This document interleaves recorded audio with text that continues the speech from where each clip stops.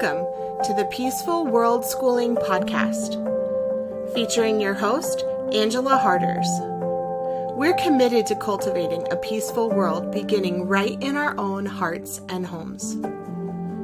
Together, we believe that the world is our biggest and best classroom, and the people and places in it are our greatest teachers.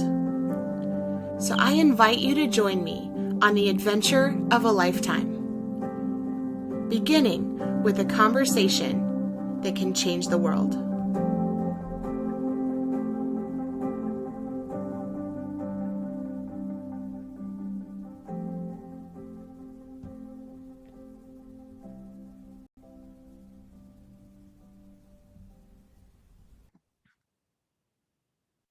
Hello, and welcome to the Peaceful Worldschooling podcast, where we are committed to cultivating a peaceful world beginning right in our own hearts and homes. My name is Angela Harders. I'm a special education teacher, a gentle parenting author, and a proud worldschooling mother to two amazing children, Sophia, who's 7, and Benjamin, who is 3. And today on the Peaceful Worldschooling podcast, I have the privilege and honor of introducing you to ToriAnn Perkey. ToriAnn is a homeschooling mom of 18 years with 4 kids, ages 15 to 21. She's also the co-founder of IntegrateUp, which is a recruiting agency that helps people who want to work online get hired by visionary CEOs looking to build their dream teams. She is a huge fan of creating a flexible life on your terms, whether that's working from home or homeschooling your children, 2 things that I am passionate about. So thank you so very much for joining us today, ToriAnn. I am so excited to be able to have you here. And thank you everyone else who's listening as you join us for a conversation that can change the world. Well, thank you, Angela. I'm so excited to be here and to talk about this. This is going to just be so much fun. It will be. I'm really excited. I feel like you have so much to share with my audience. It's going to be a real blessing for them. So to get started, can you share with us a little bit more about you and your family and your story? Yeah, absolutely. So like you said, I've been homeschooling for 18 years. I was one of those. So I call myself kind of a grandma in the homeschool world, because that means I've been around a long time, certainly also pre-COVID. But I was one of those moms who swore she would never, ever, ever homeschool, because sending your kids to school was so you could get a break. And then my oldest came out of the womb just different. I like to say she wasn't just dancing to the beat of a different drummer. She was hanging out in the corner doing some kind of like marimba jazz thing. And I just, yeah, she was just so different. And so I had a friend who was exploring homeschooling. I started to look into it. And so when she was 3.5, we sort of officially said, yeah, let's give this a try. And I know that's like preschool, but that was kind of when my mentally shifted a little bit. And at first it was year by year. At the time, we didn't know that we were going to have an alphabet soup of mental learning disabilities and other things that just made it obvious that public school would be a little more complicated. And I've been pretty open about that over the years, and my kids know that. And so, we went from doing it like year by year to doing it every year to just becoming just full on committed a homeschool family that was committed to making it work. And now I've got 2 that are graduated. One that is she's in college, and another one that he's actually right now studying to be a dancer. Oh, wow. Yeah, it's kind of a different thing. And then I have I can never remember. I'd have a junior and a 9th grader. So we are kind of at the end. I can see the light at the end of the tunnel. It's hard to believe that we are this far. So, and over the years, we've tried lots of different things and we've done lots of things. But yeah, I am a 100% advocate of homeschooling. And then, like you said, along the way, I figured out that you could do the whole work from home thing. And I tried a bunch of stuff. I've had several of my own businesses, done different things. At one point, I actually ran my own homeschool business, teaching other people how to homeschool, but I don't really do much with that anymore. And now I run a recruiting agency that helps people find jobs online. So yeah, got a lot going on. That is amazing. So I'm so glad that you're my first guest that actually has been doing homeschooling for a really long period of time. So I have been helping families. I'm a public school teacher, but I've been helping other families homeschool for over 10 years. But my own children, I mentioned my oldest is 7. So I feel like I'm at the very beginning of my own personal journey into homeschooling. And so I'm really excited to learn from your experience.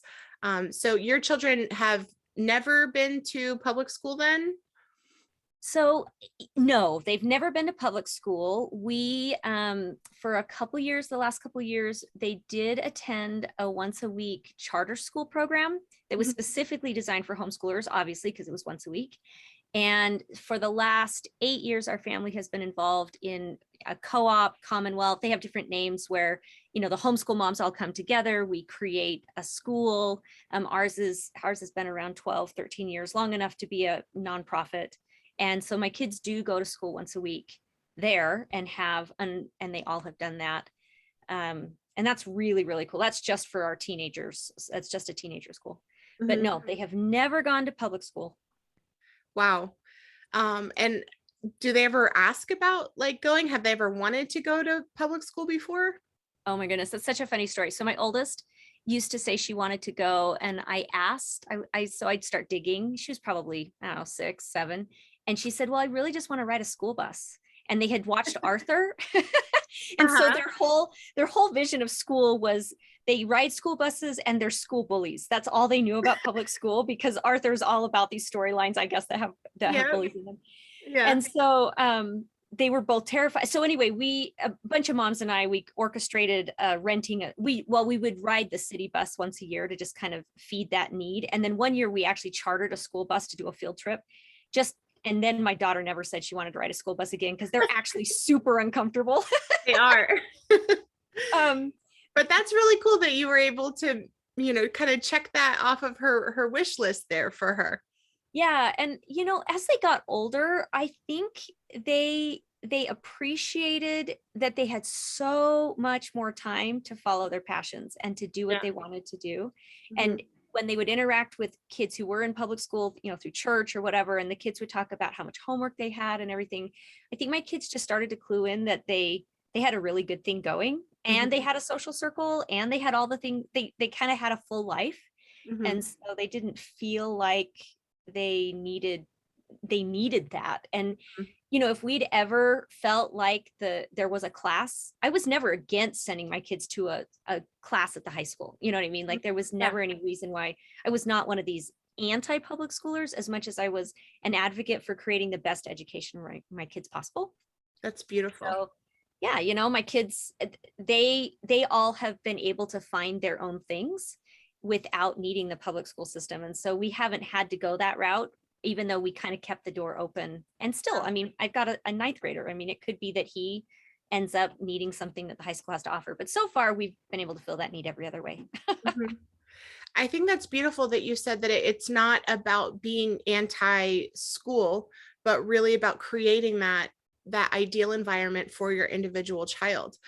Which, as a public school teacher, I feel like I can say with confidence that being able to be homeschooled is one of the best ways, I think, to be able to do that for a child, because you're able to meet their individual needs, just like you mentioned, that whatever their needs have been up until this point, you've been able to find a way to do it. And now with resources like OutSchool, or I don't know if you guys are doing like dual enrollment or things like that. Did your children do dual enrollment? We don't do dual enrollment, but we do have a really interesting program. I'm in Utah, and we have an interesting program that's in a couple states that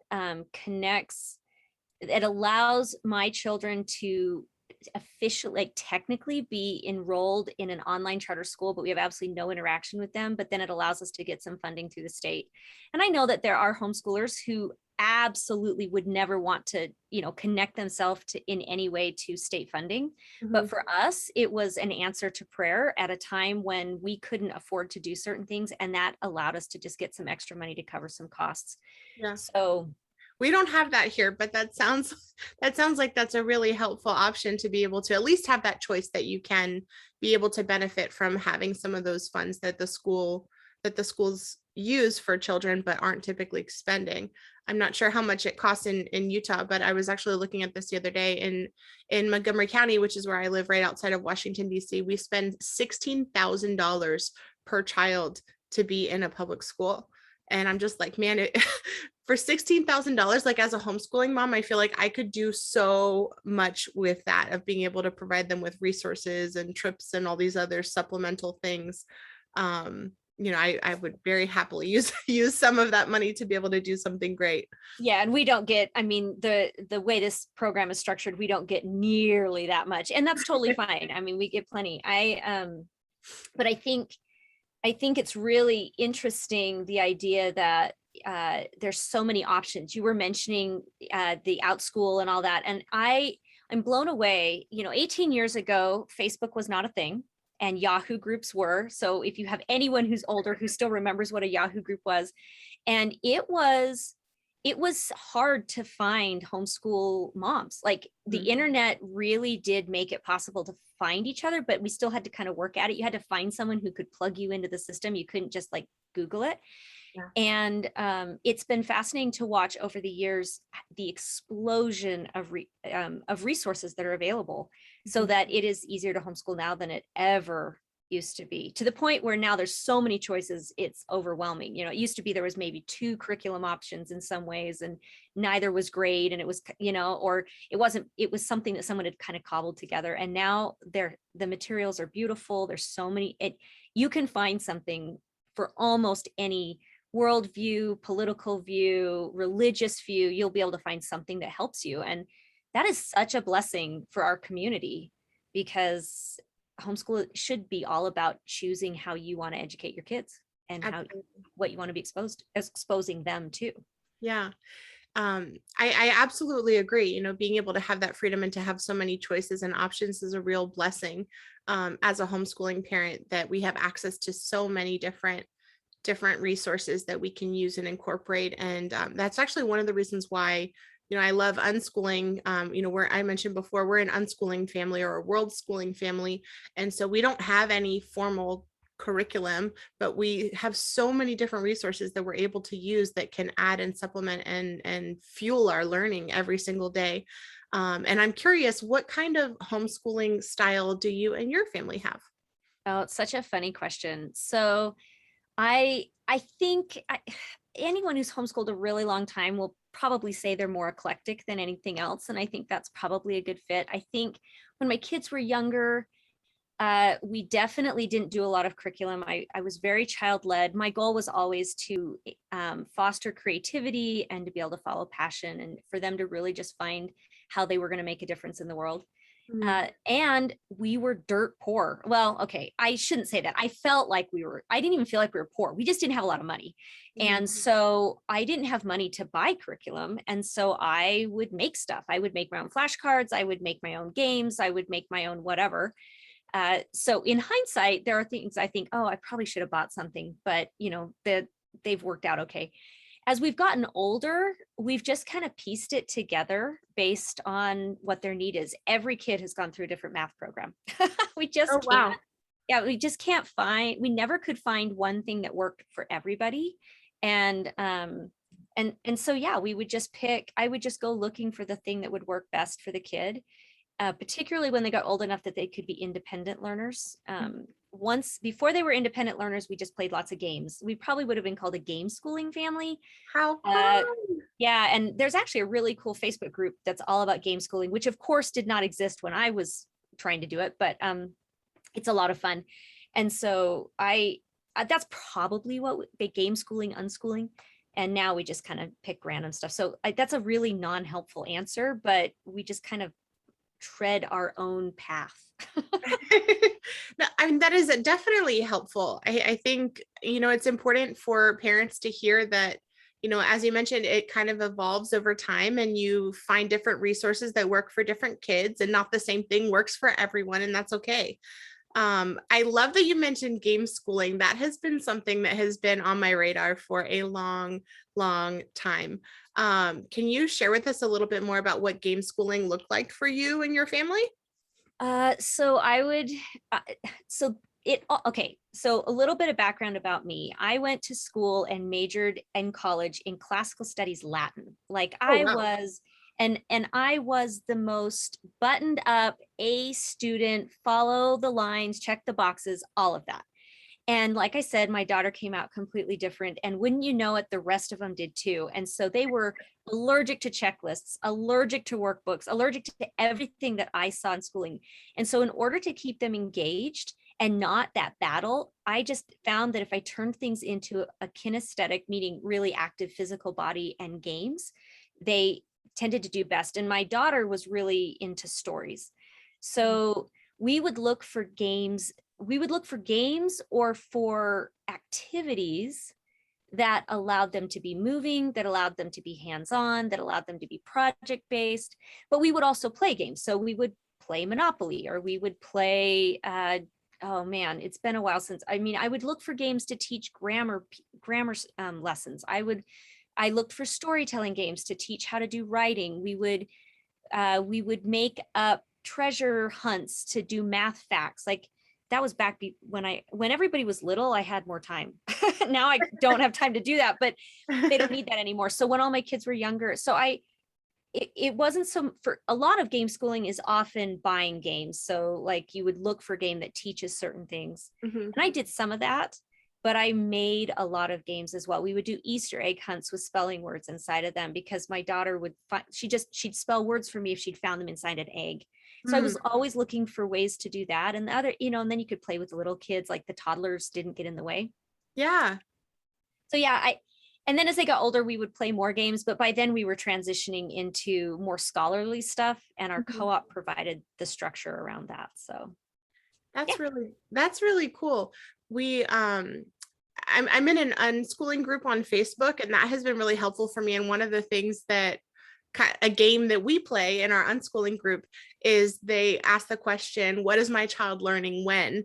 And a lot of times people will ask that. They'll say, what is my child learning when they're playing Monopoly or when they're playing this game?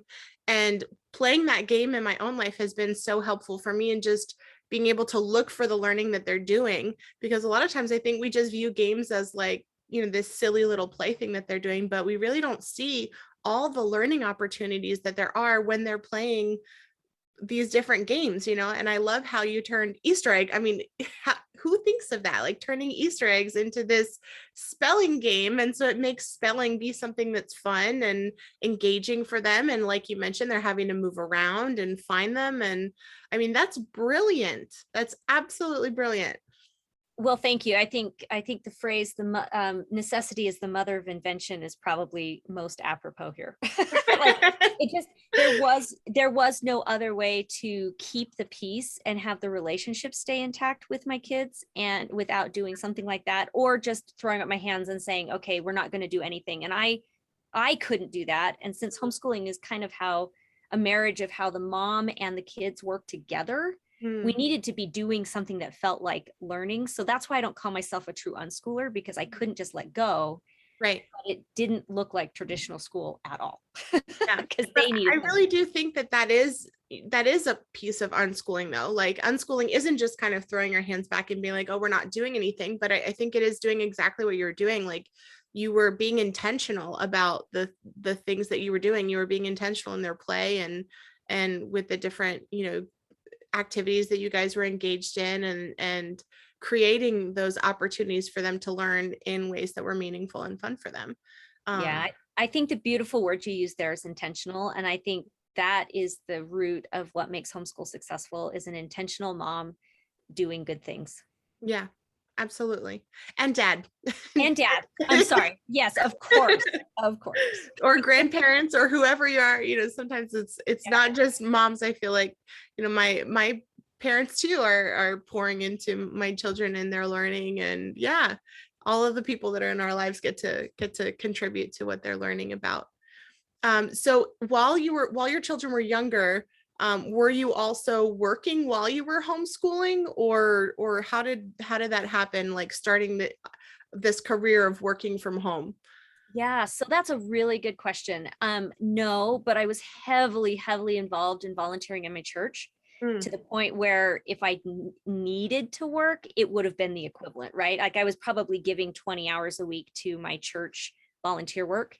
Oh, wow. And then as they got older, some of that shifted. And then I was always doing things, but initially I wasn't working. But the reason I say that is because as I describe what I'm doing now, I wouldn't want anyone listening to be like, oh, well, of course, once your kids are older, you can work, because I was always involved in things that looked like work. It just didn't have a paycheck attached to it. Yeah. So I did professional storytelling for a while, and that was really interesting. I didn't get paid a ton. It was mostly like, I call it professional storytelling because I did get paid some for some of those things. And then I got really interested. I did blogging for a while, and then I did some life coaching for a while. So I did start doing that. I was kind of messing around with what can I do from home? Because I knew we needed to generate more income. And then I shifted over to, like I said, kind of doing my own. I had a homeschooling business for a while where I taught people how to homeschool, and you can still find all my videos online. And people can go to that website, still up. It's called homeschool2homeschool.com. And I did about 2-3 years worth of YouTube videos that were just how to homeschool, and just because what really bothered me is when I would go and hear people talk about how to homeschool, and they would freak the new parents out because they would make it sound like you had to do it a certain way. And inevitably their kids were brilliant and going to college when they were 12 and all this stuff. And I was like, that does not look like my family. Let's spell it out. Let me talk about the reality of making homeschool work in a messy situation. So anyway, if your listeners want to go check that out, I don't actually do anything with that anymore because I've moved on, but I feel like it's good content. So I leave it up. And then I switched over to this. So yes, I've always worked, but I've done a variety of things. And it's only in the last 8-9 years that I've consciously said, how can I bring in income to help supplement my family? But I could have done it a lot sooner. One, if a lot sooner had been now, because it's way easier now than it was when my kids were little. The internet's just such an amazing place for that. And then two, I didn't know what was available, and I just didn't realize what was available. So it's a very long answer. So you're working from home now, and I guess your main job working from home is IntegrateUp. Is that correct? Yeah. So now I have a business partner, and she and I run IntegrateUp, and it is a recruiting agency that helps CEOs, digital online entrepreneurs, find dream team, that build their dream team. So they'll come to us and they say, we need to hire a virtual assistant, or we need to hire a marketing manager, part-time, full-time. And then we help them fill that position. So they hire us to do that. And then, so we cultivate and help support a lot of people who are also looking for positions. And our goal is to help everyone who wants to work online be able to do that, whether or not they get hired for a position we post, or whether or not they find one of the many, many, many other positions that are available. We all benefit if this online working world gets more robust and more well-known, and the more people that know about it, everyone benefits. So that's what I do now, is I run that company with my business partner. That's wonderful. And actually, before we started recording, I was sharing with you about a group that I'm basically kind of leading right now. So we have over 250 teachers that are in my district. Well, not just teachers, but teachers and other staff members that are in my district that are about to lose their jobs over the COVID mandates and everything. And so a lot of them, I'm sure, are looking for what their other options are, what else they can be doing. And I know a lot of us are looking for opportunities to be able to work from home. What are some tips or tricks that you might be able to share with us for someone who's wanting to start a job working from home, or maybe create a job working from home? Yeah, so there's a couple ways to break this down, and I'm going to try to keep this concise because I don't want to get too out in the weeds. But there are full-time or part-time remote positions where you're an employee of a company, right? So it's like you're going to work every day, but you're sitting at home working every day. And if you do that, then you are an employee, you're a W-2, everything that goes along with that, benefits, paid time off. It just depends on how that's structured. Some have benefits, some don't. And then there's what we call contract workers. And contract workers are people who are technically running their own business, and then they're hiring their services out. They can also be part-time or full-time, although those tend to be more part-time. And you can land a part-time contract position that is 20 hours a week, and it can last for years, or it can be a contract position that lasts for a couple of months and then you have to go find another contract. And so both type exist. I love the cool thing about contract working is that it allows you the flexibility to create the life that you want, which is a really good fit if you are homeschooling. So let's say, whether I was working or whether I was volunteering, one of the things I did is I structured my life so there was, my kids would kind of get up at a certain time, but I could have worked before they got up. I could have certainly worked during their quiet time, nap time, which I was always insistent to happen. And I could have worked in the evenings. You have that flexibility as a contract worker. Mm. So first, I just want to define the difference, that it depends on what you're looking for, right? If you just choose to be a contract worker, there are as many opportunities out there as you can imagine. So what I like to do is say, look, if you've never worked online before, you kind of want to get a good feel for what types of positions are out there that would be a good fit for what you can do, right? So you're looking at, well, what skills do I have? And what are transferable skills? So do I know music? Do I understand social media? Am I really good at being organized? Do I get spreadsheets? Do I know accounting? Like, you're just thinking through, okay, if a business were to hire me, what would be the skills that they could use? And some great ways to figure that out is to just go on a job searching website like Indeed and just put in remote and just kind of play around with your skills. You can Google, skills for someone who's organized to work from home. Like, you just start to Google. I'm a big fan of Googling to just see what the internet brain tells you. But another really, really great resource is to get in Facebook groups. And you can start in a mom's Facebook group. You could start in a homeschool Facebook group, and you could just say, who works from home? What do you do? And just kind of start collecting those ideas. And without any compensation, there is one Facebook group in particular. There's a woman named Lauren Golden who she calls it the Free Mama Movement. And she has a Facebook group, and she is all about teaching moms how to be able to be flexible working from home as a contract worker. And I love sending people her way if they're just trying to figure out what do I have? What skills do I have that could work? I think a lot of school teachers, homeschool moms, people who know how to run a house well, the online world is always open to virtual assistants. If you like social media management, I've already listed some, but those in particular lend themselves to this work that your audience in particular is probably very naturally inclined to already know how to do. So that's what I would recommend. And then once you've kind of identified, it's like any job, once you've identified kind of the industry, you start paying attention to, okay, well, what software do I need to know? Because online work is all going to be on the computer. That's just the nature of what you're doing, right? So you say, okay, well, if I want to be, and I'm going to use Social Media Manager, for example. What are social media schedulers? How do people write and schedule those posts? Do you know how to use Canva? If you don't, like, that's something you're going to need to know. And you can actually just teach yourself some skills so that you are, if you don't already have them, so that you are then more marketable when you go out to start finding those positions. But you can get some positions with very little experience.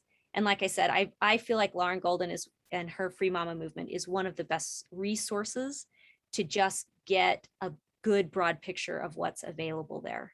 So that's wonderful. I feel like you shared with us so many different really important resources. I'm going to make sure that I jot down all of those different resources that she mentioned, and I'll include those in the notes. So that way, if there's anyone that's listening and wants to be a part of some of those things or look into those different resources that ToriAnn has mentioned, you'll be able to do that. So just make sure you check out the description. I'll have all of those things listed there for you. I'm wondering, how do you balance investing time with your children while also navigating this, work from home thing? I know you mentioned working before the kids get up, working during their quiet time, working during the evenings. I think for me personally, that's something that has been a challenge, because when you do work from home, I feel like you can work all day long.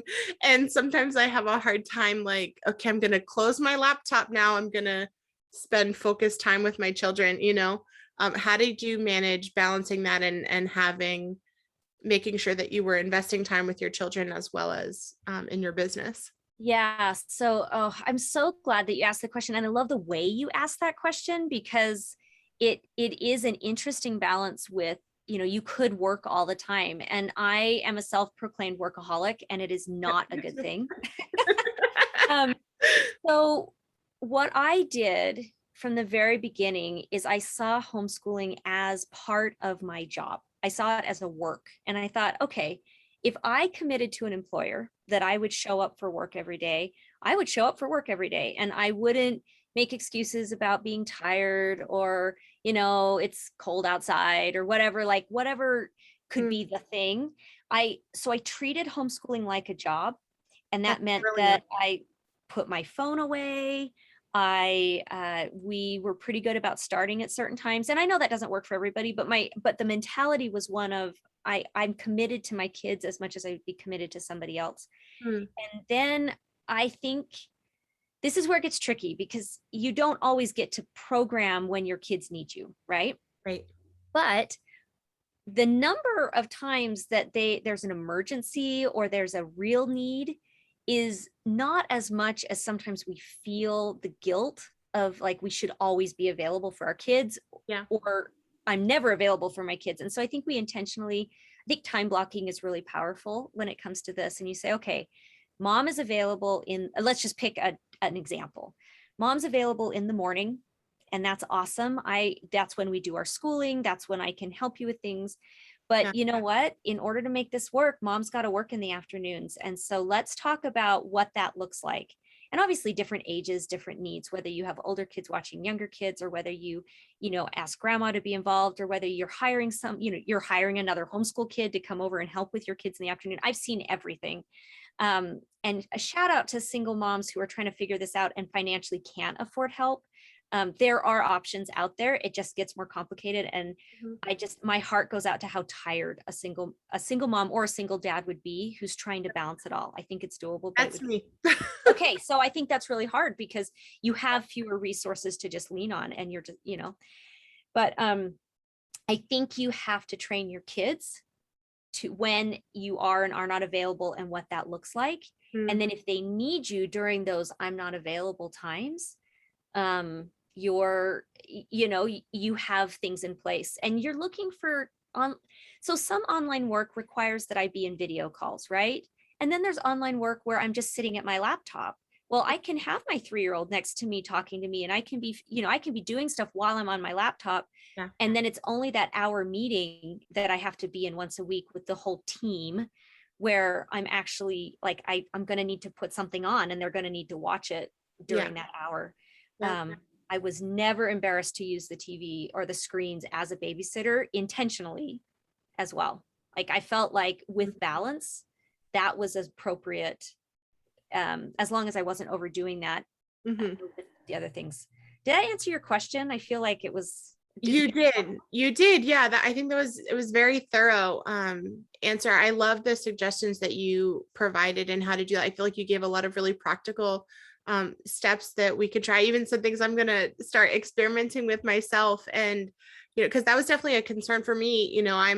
I'm a single mom myself, and I had wanted to homeschool because I'm a teacher. And I just remember thinking, after I had my daughter, homeschooling wasn't on my radar either. But then as she started getting older, I just remember thinking, like, I spend my whole day teaching other people's kids. And I'm like, I want to experience teaching my daughter how to read. Like, I want to see those light bulb moments for her. I don't want to miss out on that. But I remember feeling that struggle of, how can I homeschool as a single parent? Because, the reality is I have to work. I can't just be the stay-at-home mom homeschooling all day long.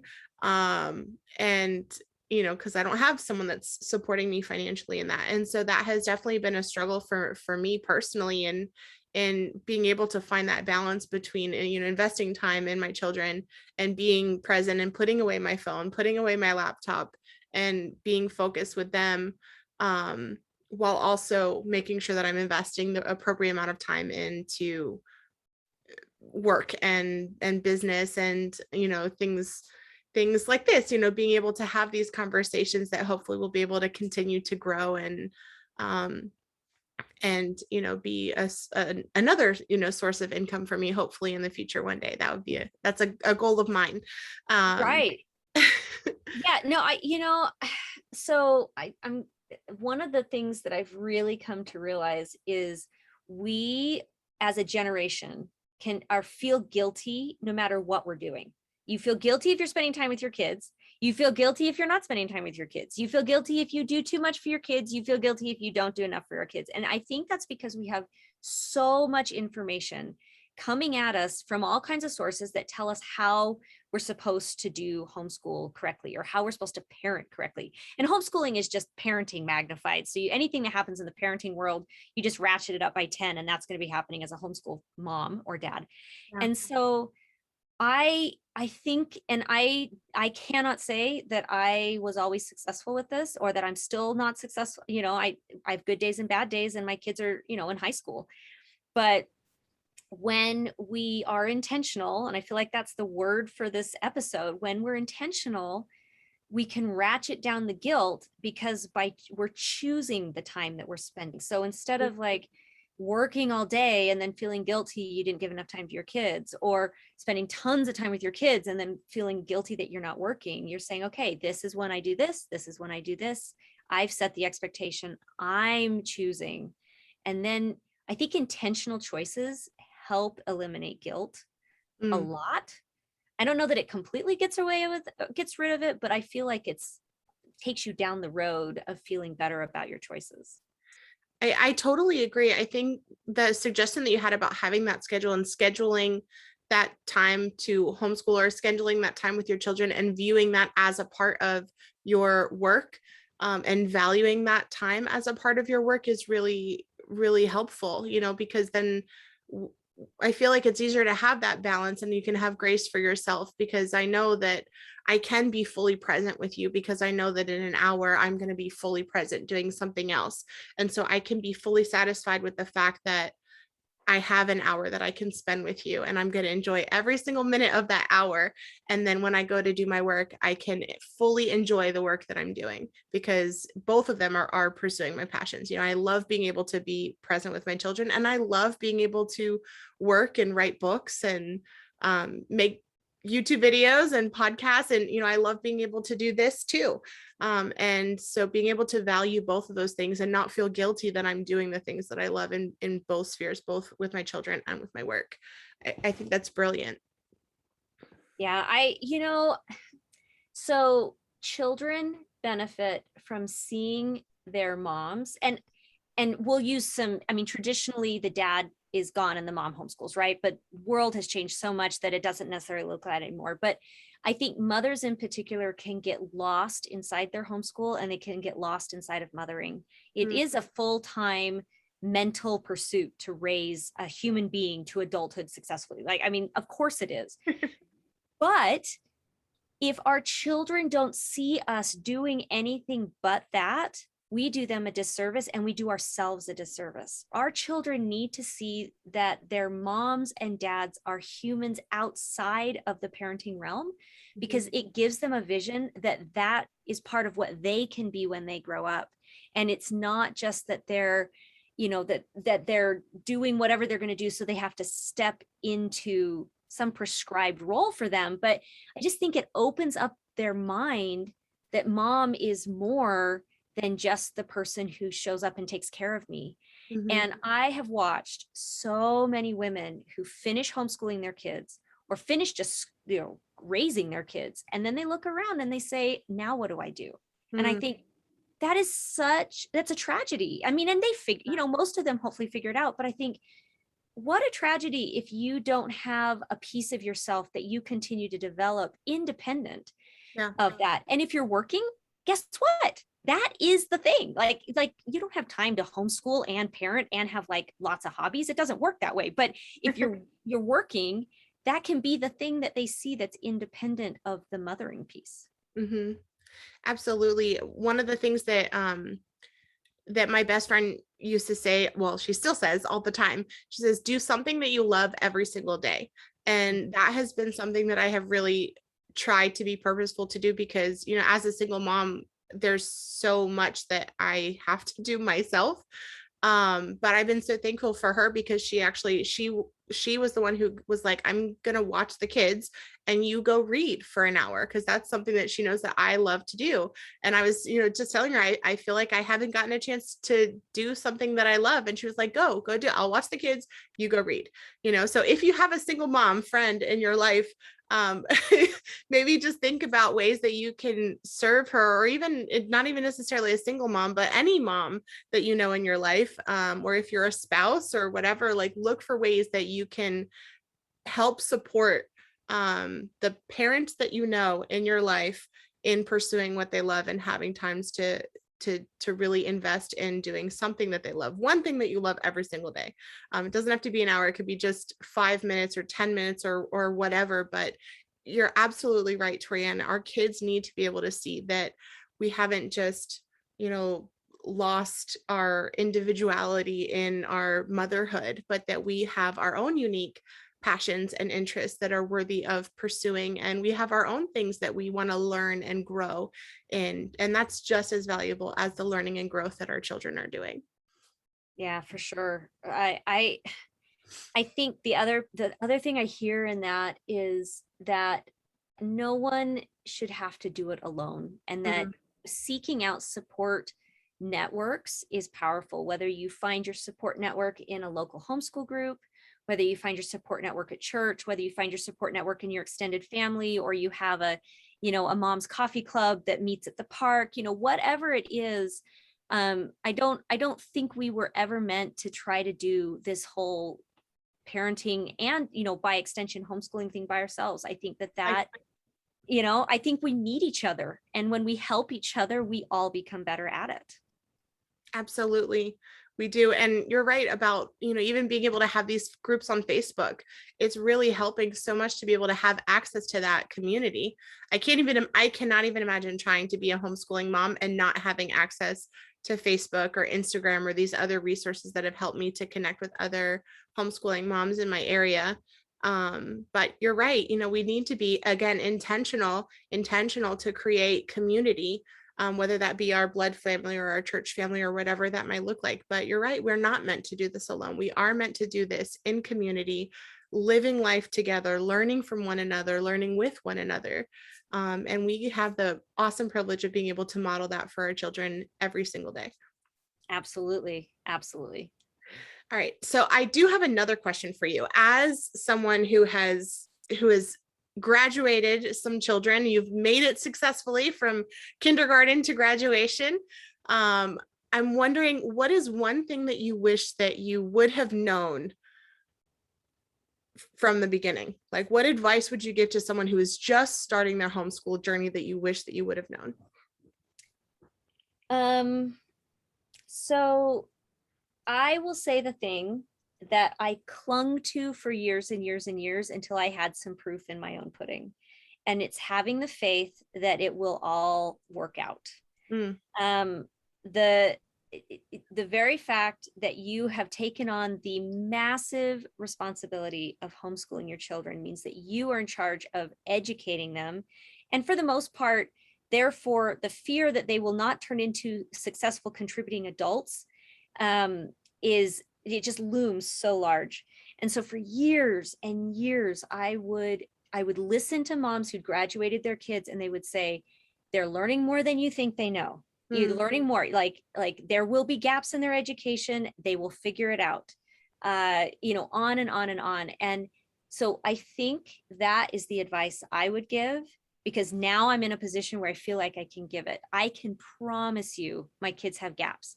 I can promise you that, like I said, we have emotional and as well as mental struggles, you know, ADD, dyslexia, stuff like that.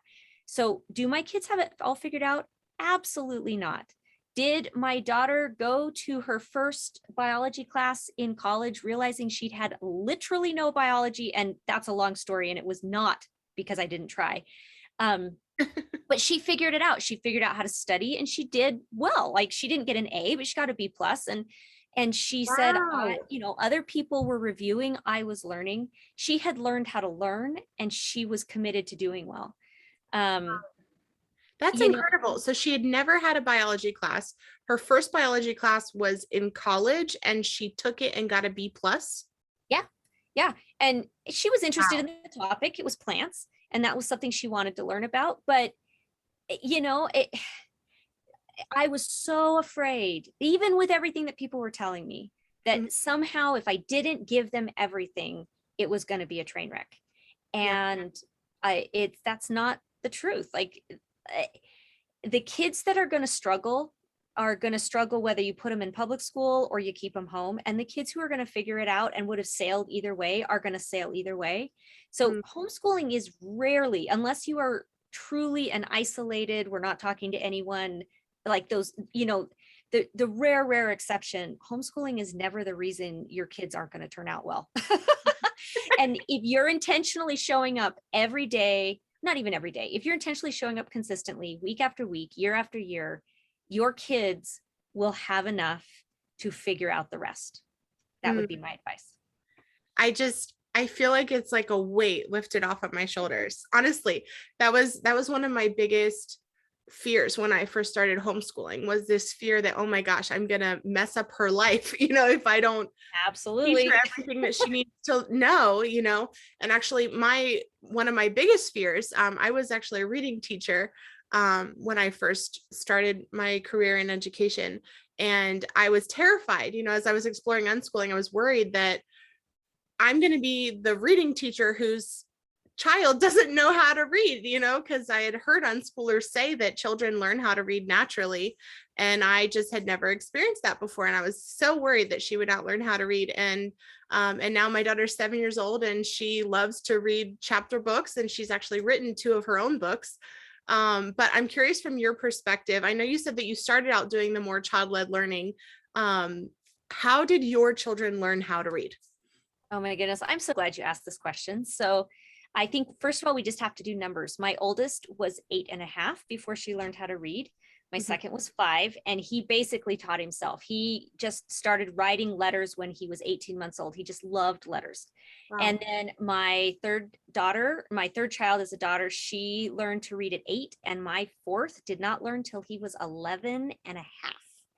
And Wow.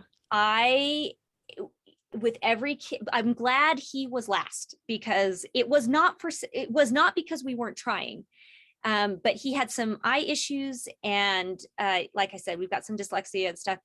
And what I learned is that if you are consistent, you'll figure it out. And if the kid is getting to be 10 and 11, and then there's probably more going on. And in this case, he had eye issues, he had focusing issues, and he needed to do some therapy and stuff. But they learned to, I would teach him letters, and then I had a couple book series I love to use. And we would just be very patient. And sometimes I would find that, particularly with these kids that were struggling to read, they needed time for it to sink in. So we would work on it for a while, and then we would take a big break, and I'd come back, and it was obvious that things had been happening even without me working on it. Wow. Now I'll tell you, those dyslexic kids still struggle with spelling. He is a 9th grader, and we are still doing spelling. And my 21-year-old who's in college, she's just like, I've got to learn how to spell better. She still recognizes she struggles with spelling, but that's a piece of their package, right? That's part of what they Yeah. have to learn to manage. And interestingly enough, the one who learned to read at 5 is not a big reader. I mean, he reads just fine, but he doesn't love to read. And the one, my oldest, is a voracious reader, and we used to punish her by taking away her books. Oh, wow. So when you learn to read doesn't really indicate even whether you will love to read. Mhm. So yeah, I love that you asked that question, because I feel like I'm the poster child of take a deep breath, you'll figure it out and they will figure it out. All gonna be okay. All I gonna be love that. okay. I think that's just brilliant. I mean, you have, kids that started at all these different ages, super, early, Right. super late. And again, I had someone tell me once, the same way that kids are when they're learning how to walk, right? Like we don't identify like, oh, this kid learned how to walk when he was 11 months and this one didn't walk until he was 18, like he's a late walker. Like when they're older, no one can tell the difference between if they started at 11 months or 18 months or 36 months. We just walk.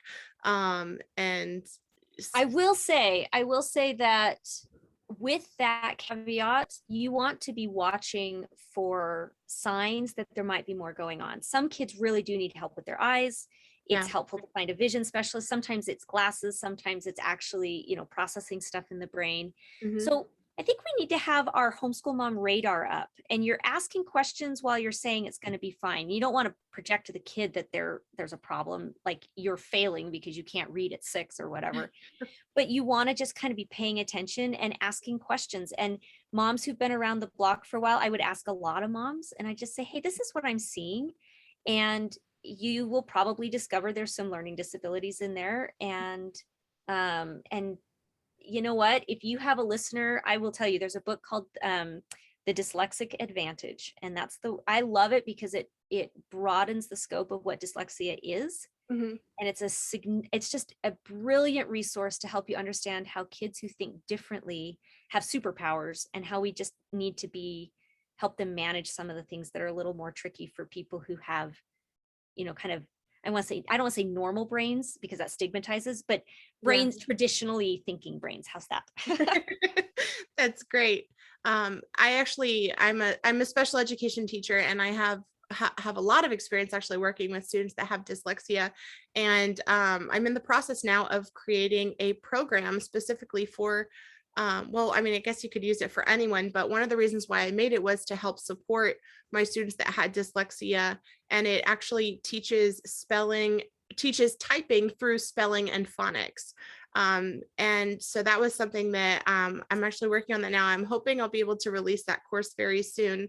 But if any of you have children that are dyslexic, or you want to begin to practice your spelling skills, or maybe you just want to learn how to type really, really quickly, this would be a great opportunity for you to do that, because when you're typing, you're integrating all those different parts of your brain. So they're seeing the letters, they're having to read them, sound them out, but then they're also connecting kinesthetically, to the different keys on the keyboard, which helps them increase their ability to spell, because they're building those new neural pathways into where the letters are on the keyboard. So I'll have to share that with you. Maybe you could try it out with your child that has dyslexia and let me know if that helps support him in his spelling and in his writing. Yeah, you know what? I love that. And I love the fact that you're doing it through typing, because so often dysgraphia and the struggle to write is also often connected there. And so these kids don't even start to progress in the ways that they could progress, because they get stuck on whether or not they can put pen to paper. And so typing often overcomes that. So it sounds like an amazing program that's sorely needed in the homeschool community, because I think there is a higher percentage of kids with alternative brains in that's one of the reasons that a lot of moms choose to homeschool, is because their kids are struggling. So that's really cool. Yeah, well, and even for kids that don't have dyslexia, I remember, when I was teaching at the elementary school, they were doing their standardized tests in 3rd grade. And it was all on the computer. And I remember at the time I was teaching ESOL, so my students were English language learners. Most of them didn't have access to the internet or a computer at home. And I remember watching this girl, and she just started crying. And she was like, I can't do this. And it wasn't that she couldn't write out the paragraph. She was an amazing writer. She just didn't know how to type because she didn't have any experience at all with the computer.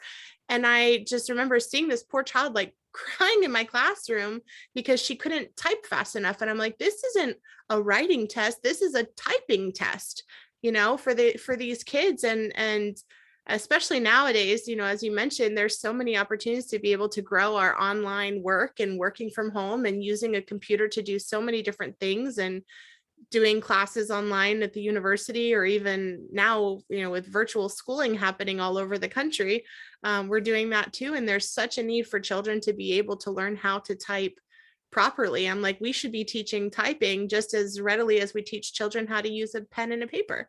Yeah, absolutely. Absolutely. I think part of being a great homeschool mom is being able to look around and say, what are the skills my kids are going to need to be successful? And then finding ways to incorporate that into your homeschooling, no matter what your style is. Absolutely. So, yeah. Absolutely. And typing is definitely one of them. It's a skill that I think is most people don't have. I was fortunate. I went to a private school, and so we had a typing class when I was at private school. But most of the people around me, or most of my classmates, when I went to public school, they didn't have that. So they didn't know how to type, and it would take them 3 times as long to type their papers as it would me, because I knew how to type properly and use all the right, fingers and things like that. So I could do that. Oh my gosh, it saved me so much time. Being able to type 90 words a minute makes a real big difference. Typing 90 words per minute versus I have students that type 4 words per minute. So it's awful. It's painful. It is. And it's so hard, it's definitely a skill that I think most people don't even think about, like, oh, this is something that I do want my kids to learn how to be able to do. But yeah, I'll definitely have to share that with you, and you can try it once it's done. You could try it with your children and let me know how they like it. Sounds great. Awesome. Well, thank you so very much for joining me today. I feel like you've shared so much wisdom and knowledge, not only about homeschooling, but also about working from home, and just your perspective on life and having these loving, connected, intentional relationships with our children. And what a beautiful reminder to really kind of keep the main thing, and making sure that we're making the most of every minute that we have, whether that be with our children or at work or at home, or even investing in time with ourselves. So thank you so much for joining me, ToriAnn. It has been an absolute pleasure having you. Well, thank you. Thank you for having me. It's been wonderful to be here. All right. And I have one last question for you. Okay.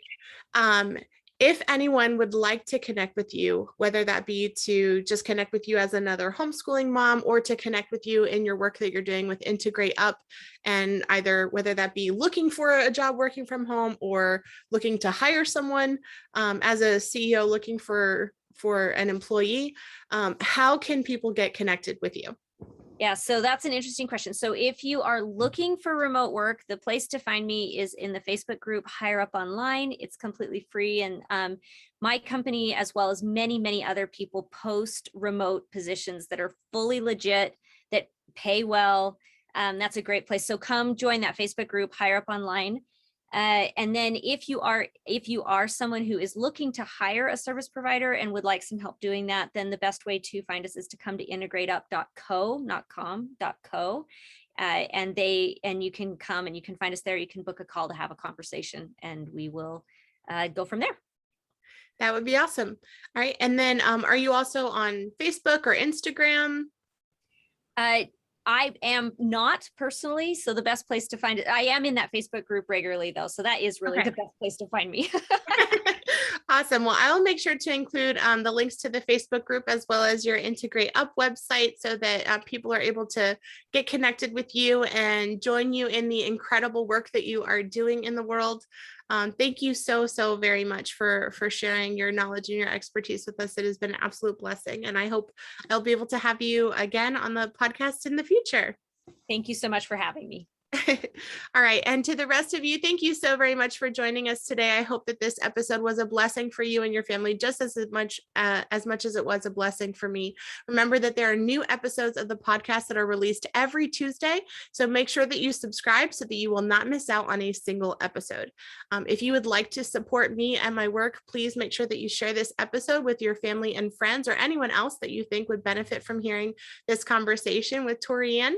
And also you can donate at my website, www.peacefulworldschoolers.com, or at the links which I will include in the description below.